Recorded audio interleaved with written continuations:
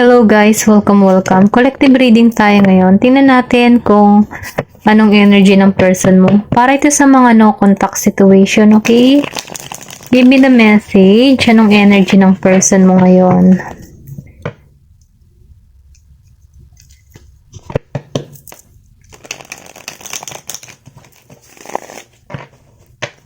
Give me the message. Anong energy ng person mo ngayon? Be open-minded po ha. Hindi halos lahat makaka-resonate. Piliin nyo na lamang kung alin kayo dito. Okay? Start na po ako. Give me the message. Anong energy ng person mo ngayon? Oh my God, ang dami. Meron dito Knight of Pentacles, Death, Reverse, then 5 of Cups, Reverse. Give me the message. Oh, pasensya na po sa ingay ng tricycle. Na talagang nakakarindi ang kanyang tunog. Meron ditong 5 of Sword. Give me the message. Knight of Wands. Meron ditong ano. Meron akong nararamdaman dito na interesting. Give me the message for collective. Anong energy ng person mo ngayon? Queen of Cups, Reverse. Give me the message. Anong energy ng person mo ngayon? Meron ditong 8 of Pentacles. Give me the message. Anong energy ng person mo ngayon? Give me the message. Anong energy ng person mo? Meron ditong 5 of Wands. Meron ako nakikita ditong 555 angel number. Paki-check sa Google po kung ano po yung mensahe para sa inyo. Meron pong ako nararamdaman na may new beginning, okay? May new beginning. Yan, nautal na ako. May new beginning na naghihintay sa inyo. Okay? Lumabas ang 555. 5 of Cups, 5 of Swords, and 5 of Wands. Na kung saan may pahiwating ng 555. Nakikita ako dito, meron ditong dalawa patungo sa'yo, okay? Dalawa, may sabay na papunta sa'yo. Si Knight of Pentacles and si Knight of Wands. Meron ditong Virgo, Capricorn, Taurus, Aries, Leo, Sagittarius. Then meron din ako nakikita dito na Scorpio, Cancer, and Pisces. Meron dito na Gemini, Aquarius, and Libra. Okay? Ito lang yung nafe-feel ko. Meron ditong tao, dalawa. Dalawa yung patungo sa'yo. Pwedeng new or pwede rin sabihin na yung past. New and past. Okay? Nasa sa'yo yung decision dito, okay? Kung sino yung pipiliin mo. Then, lumabas dito ang 5 of Wands. Kung saan dito ay meron ditong competition, okay? Meron ditong competition na magaganap na kung saan may hirapan ka sa sitwasyon, sa pamimili, or pwede rin sabihin nangyayari na to sa'yo ngayon, okay? Ito lang yung nakikita ko, meron ditong competition. Merong ganap na mangyayari patungo sa'yo at di mo to inaasahan. Pero ganun pa man, andito ka sa point ng Queen of Cups Reverse. Kasi malilito ka dito. Kasi hindi mo inasahan na dalawang tao yung patungo sa'yo. Ito lang yung nakikita ko. Hindi mo alam, hindi ka makakapag-isip ng maayos kung sino sa dalawa. Pero ganun pa man, sinasabi dito sa Queen of Cups Reverse, then lumabas si Death. Malilito ka dito, mapipiling mo walang bago simula sa past person mo, or pwede rin sabihin wala kang nakikita ngayon or ayaw mo munang makipagrelasyon, okay? Yung tipo bang nakatuon ka muna sa iyong sarili kasi marami kang nangyari sa buhay mo, kaya hindi mo akalain may dalawang tao na nagkaka-interest sa'yo, yung past and new, na meron laban, okay? May labanan sa dalawa. At pwede rin sabihin na ikaw yung trophy. Ikaw yung trophy dito. Pero ikaw, hindi mo alam ang gagawin, okay? Malilito ka sa sitwasyon mo kasi ikaw ba naman dumating ang dalawang tao, naguguluhan ka. Maguguluhan ka dito, Yung tipo ng tao yung tipo ng pakaramdam dito na wala kang lakas na loob, wala kang kakayahan kung sino sa dalawa kasi bigla mo namang hindi to na inaasahan itong magaganap sa'yo. Pero ganun pa man ano, nakapokus ka na dito sa bagong oportunidad. Ito lang yung nafe-feel ko. Meron kang new opportunity, then nafe-feel ko din dito na wala na tong betrayal, okay? Kasi itong tao na parating sa'yo ay hindi na hudas or hindi na sinungaling, hindi na mandaraya, okay? Ito lang yung nakikita ko. Pero ganun pa man, ikaw, nakatuon ka dito sa Queen of Cups, Reverse, and Death. Then lumabas din dito si Eight of Pentacles. Yung tipo ba yung energy mo na ayaw mo muna ng relasyon, ayaw mo munang makipagsimula or makipagrelasyon, ano? Pero ganun pa man, meron dalawang tao dito na na-attract sa'yo at may kompetensya. Ako nakikita, may labanan. At ikaw, ayaw mo munang trabahuhin yung relasyon na ito. Ayaw mong isipin, ayaw mong pumasok sa isang relasyon na hindi ka pa nag-heal in the past. Gusto mo ikaw muna. Ito lang yung nararamdaman ko. Kasi wala ka dito nakikitaan ng new beginning para sa past mo or para din sa bago. Nag-feel ko dito, mas nakatuon ka sa sarili mo, sa paglago mo, sa opportunity na dumarating sa'yo. Kasi, yung tipo bang ikaw ay tinatamad sa dalawang tao na ito, okay? Ito lang yung nafe-feel ko. Tatamad din ka dito. Hindi mo, yung tipo na wala kang lakas para harapin ng dalawang tao, okay? Ito lang yung nafe-feel ko. Ayaw mo.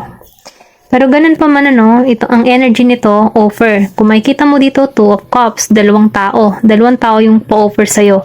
Ikaw, hindi ka na nakatuon. Yung tipo na, sinusunod mo na yung yung sarili mo. Mas inuuna mo yung sarili mo. Then, nakikita ko dito na ayaw mo ng problema, ayaw mo mag-isip, ayaw mo ng gulo sa buhay mo. Kasi, naramdaman mo na yung pain kaya ayaw mo ng ganong sitwasyon. Then, nafe-feel ko din dito, no, dahil naka-reverse to, mas gusto mo yung bagong oportunidad na dumarating sa'yo, mga new beginning ba? Ito lang yung nafe-feel ko. Pero ganun pa man, nasa iyo pa rin yung desisyon. Pero nakikita ko dito na malilito ka sa sitwasyon. Okay, tatama din ka sa dalawang taong ito. Ito lang yung nafe-feel ko. Wala kang makitang bagong simula or pwede rin sabihin na may nagkakaroon ka na dito ng trust issue or hindi ka na nagtitiwala. Kasi kahit yung new person, hindi mo binibigyan ng oportunidad kasi andun ka sa tinatamad ka. Okay, ito lang yung nafe-feel ko. No? Hindi halos lahat makaka-resonate. Ito lang yung nakikita ko dito. Then, okay. Ito lang yung na-feel ko. Tingnan pa natin kung ano pa yung magaganap.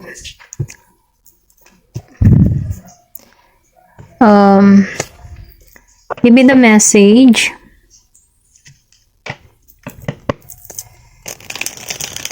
Ano pa yung parating sa'yo? Kasi nakikitaan ko dito na ayaw mo dun sa dalawang to na parating sa'yo. Okay? Give me the message. Gain. Nakikitaan ko dito nakatuon ka talaga sa yung goal. Wala kang pinipili. Give me the message. Meron ditong schedule. Meron ditong death. Lumabas ang death reverse. Pareho. Okay, death. Dalawa. Confirmation. Ibig sabihin yan, ayaw mo nang simula. Ayaw mo magsimula sa dalawang tao or ayaw mo magsimula ng relasyon. Okay? Ito lang yung nafe-feel ko. Ayaw mo munang makikonnect kahit kanino. Mas nakatuon ka dito sa iyong paglago. Mas nakatuon ka sa goal mo, sa pangarap mo, sa mga oportunidad na dumadating sa iyo bilang isang individual. Ito lang yung nafe-feel ko. Kasi mas pina-priority mo yung oras mo. Ayaw mong sayangin ang oras mo sa mga walang kakwenta-kwentang tao. Kasi mas gusto mo muna unahin yung sarili mo, palaguin yung sarili mo, tahakin mo yung landas na ikaw lang muna. Okay, ito lang yung nafe-feel ko. Hindi po halos lahat makaka-resonate. Ito lang yung nakikita ko. Meron ditong trap. Ayaw mo kasi yung ganitong pakaramdam. Matrap ka sa isang sitwasyon, then iiwanan ka din naman sa bandang huli. Kaya ayaw mo ng ganitong pakaramdam. Kaya ayaw mo magsimula ng isang relasyon or sa papasok pa sa buhay mo. Pero itong dalawang taon nito, may competition. Competition na magaganap, okay? At itong dalawang taon nito, yung parating sa'yo, mabuti na yung adhikain nila sa'yo, okay? Ito na yung nafe-feel ko. Hindi na madaya, hindi na hudas, hindi na kung ano pa man. Pero ganun pa man, mabuti yung intention nila, pero ikaw, mas nakatuon ka sa sarili mo. Give me more information. Gusto nitong lumabas.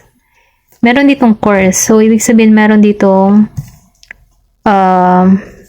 kontrabida or meron ditong sumpa. Depende po sa sitwasyon na, hindi halos lahat. Kapag nakakaramdam ka ng something na kakaiba or something na pakaramdam mo may gumagawa sa'yo, ito yung sagot, meron ditong something na gumagawa sa connection nyo, okay? Or pwede rin sabihin, merong gumagawa dito sa about sa love mo para hindi ka magkaroon ng perfect relationship. Ayan, nautal na. Perfect relationship, meron ditong curse.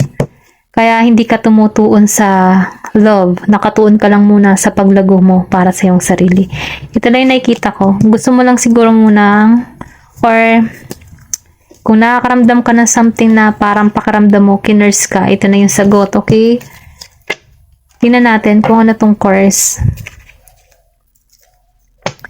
Give me the message. Ano tong course? Ba't lumabas tong course? Anong meron dito? Ano tong sumpa na to? Give me the message. Ano tong course? Sino tong nagagalit? Meron ditong 40 years old. Sino tong course? Bakit may course na lumabas? Meron ditong the High Priestess reverse. Okay, Pisces energy. Yung gumagawa, Pisces. Give me the message. Ano tong course na to? Bakit ito ginawa? Okay, lumabas, reverse. Four of Wands, confirmation. Give me the message. Yung sinabi ko kanina, ayaw nito, tao na to, may nagagalit sa'yo or pwede rin sa person mo.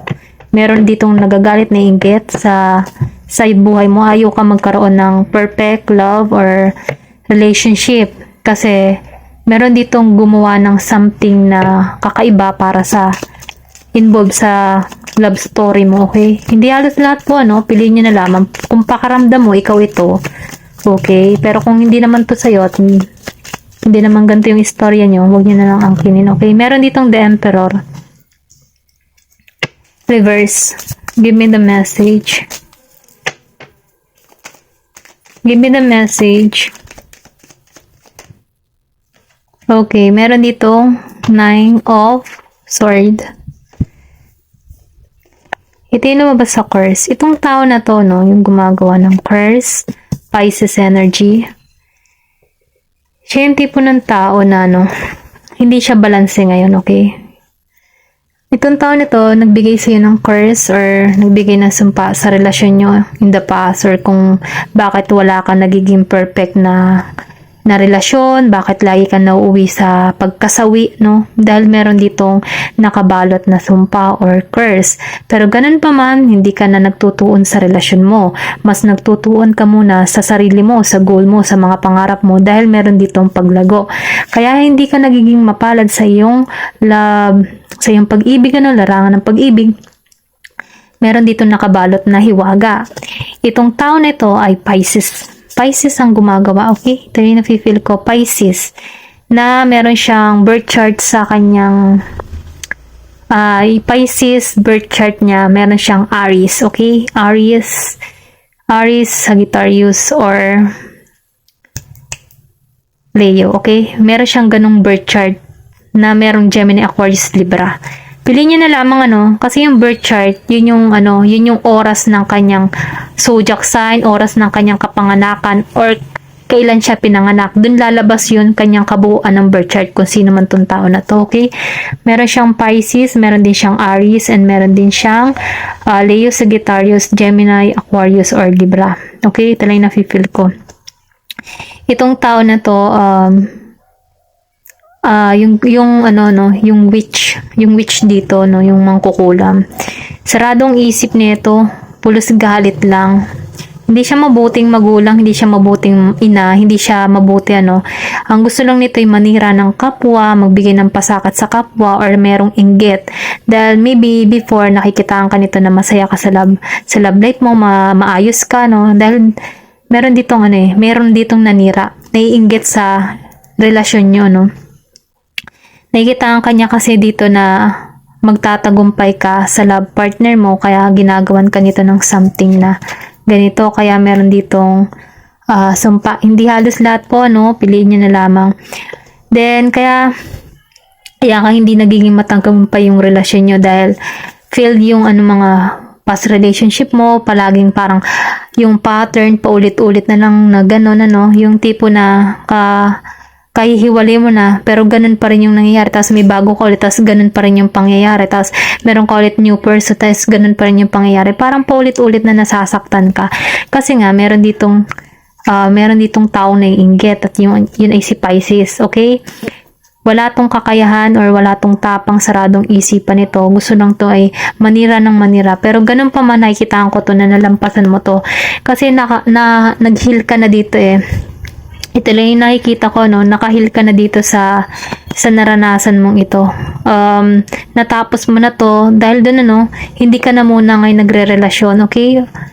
Nakatuon ka dito sa journey mo, sa pag-gain mo. Okay, tingnan natin, kung maalisan mo ba tong course na to. Okay? Magkakaroon ka ba ng masayang relasyon, okay?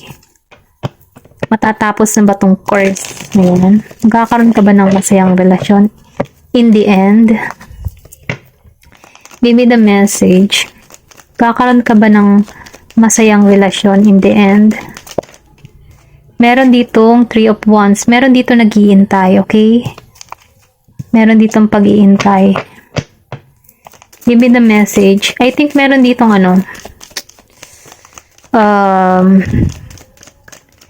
oras. Or pwede rin sabihin na meron ditong Ace of Pentacles reverse, then Justice reverse. Okay, wala pang hustisya. Nag-iintay ka pa lang dito ng hustisya. Or pwede rin sabihin na hindi pa binibigay yung hustisya para sa'yo, no? Ito lang yung nafe-feel ko. Pero ganun pa man, kahit may lumabas na curse, nagtatagumpay ka dito. Kaya pala hindi ka ngayon nakatuon sa relasyon, Meron ditong hindi nakatuon sa relasyon. Ayaw niya ng relasyon. Kasi nasasaktan. Ito yung gusto mangyari ng kalaban mo. Masaktan ka. Naghihintay ka dito ng justice. Naghihintay ka dito ng new offer para sa'yo, okay? Ito lang yung nafe-feel ko. Give me more information. Gusto nitong tumalsik. Wala pa talaga. Wala pong pagkikita. Kasi, hindi pa wasak tong curse eh. Okay? Hindi pa wasak. Meron sumumpa sa'yo, sa love life. Kaya wala kang nagiging matagumpay na love life, Okay, reverse ng the devil. Wala na ditong toxic. Okay? Sa tingin ko na mo na to, na nabi-break mo na. Give me more information.